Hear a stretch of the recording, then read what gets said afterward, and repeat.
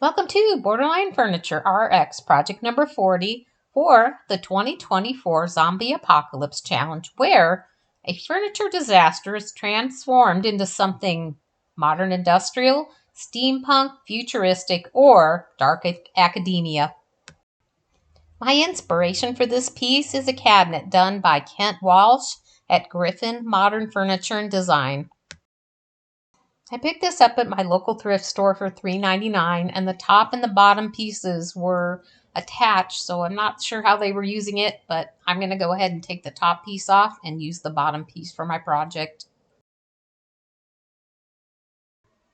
First, I'll need to reinforce the base of this cabinet.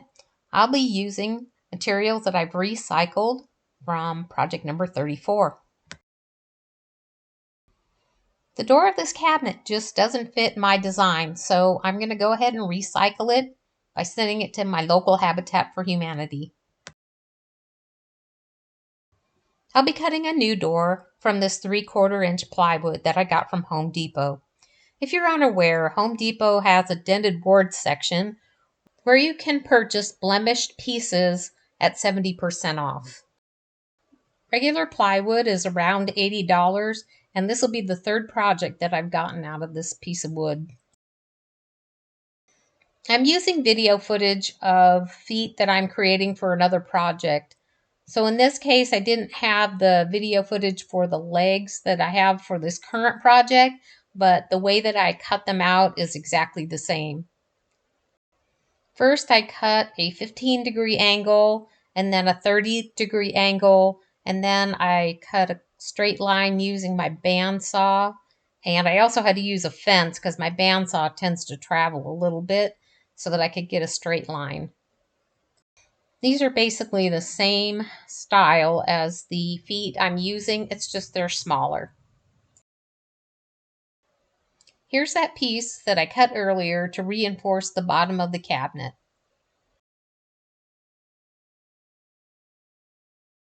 So right now, I'm just going to go ahead and pre-drill my holes so that I can attach the legs.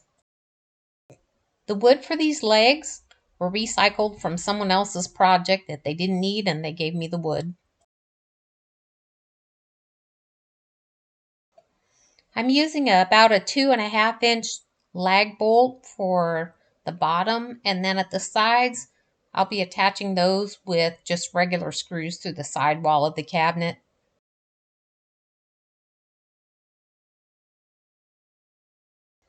Well, I really surprised myself because I didn't think these legs were going to be very sturdy, but I'm going to flip it over and we're going to see how they look. Before I paint this project, I'm going to go ahead and clean it. It may look clean, but you'll be surprised at how dirty things really are. After that, I'm going to go ahead and scuff sand everything, and then I'll have to wipe it down again before painting. Oops, I almost forgot about these trim pieces. I have 2 corner pieces that are going to go on the top of this cabinet to cover the raw wood. I also have 2 pieces to go at the bottom of this cabinet, and these are going to add to the aesthetic of my design. I'm using Wise Old Owl primer, and this color is gray. I thought it might dry darker, but it didn't, and I'm very disappointed because I was thinking it would be a darker gray. As much as I hate sanding, if I want to have a smooth surface, I'm going to have to sand after priming, painting, and top coat. So for this next part, I created my own template so that I could get the holes exactly even on the top. This is part of that design aesthetic that I talked about earlier. And prior to drilling the holes, I'm going to go ahead and use a punch so that I can get my drill bit exactly where I want it and it won't travel. Oh my God, raise your hand if you've ever drilled through your piece. Well, in this case, I wanted to control the depth of my hole, so I decided to use a straw on this drill bit so I could make sure I didn't go too deep or too shallow. Worked great. I'm going to make sure that I got the right depth for this hole before I drill the rest So let's install this rivet and see if it works. Fits perfectly, so I'm going to go ahead and drill the rest of the holes. This is the front of the cabinet door, and I'm just adding another riveted part of the design.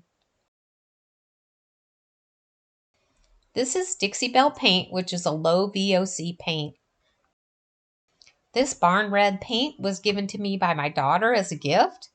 I think I might have said something about wanting to do a tribute to Johnny and Roy from Emergency, so she sent me this can. So this paint is going on pretty good, and then it dries and I realize that it's barn red, like orange red, and it's just really off-putting. So while this first coat of paint is drying, I run out to my garage and go through my stash of Bear Oops paint. I knew I had a can of red paint out there, and although it was latex, I converted it by using 2 tablespoons of calcium carbonate, 1 tablespoon of water per 1 cup of paint. Just that subtle change in the paint color made a huge difference to me. I'm stenciling on a few design elements prior to adding the final top coat.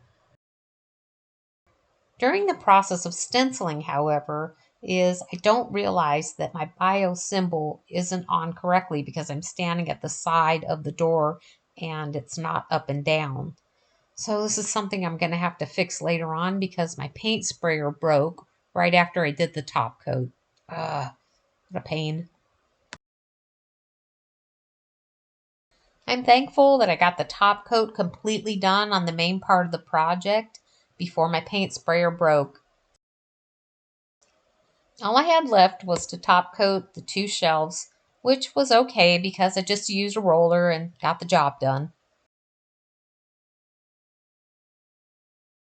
It's coming down now to the final assembly of the project. I'm adding these industrial looking vents.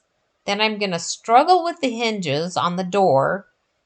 And then finally, my favorite part, adding the hardware because that means that it's time for the final reveal. And just a reminder, my rough-looking cabinet, the Kent Walsh inspiration piece, and here is the final reveal.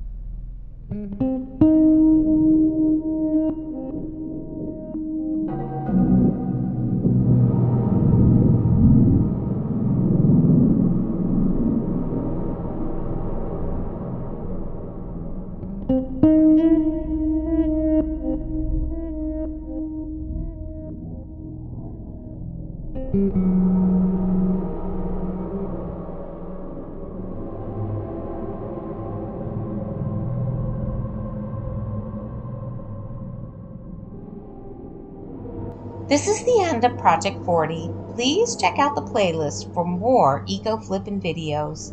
I appreciate all your likes and comments, so please keep them coming. And as always, thanks for watching.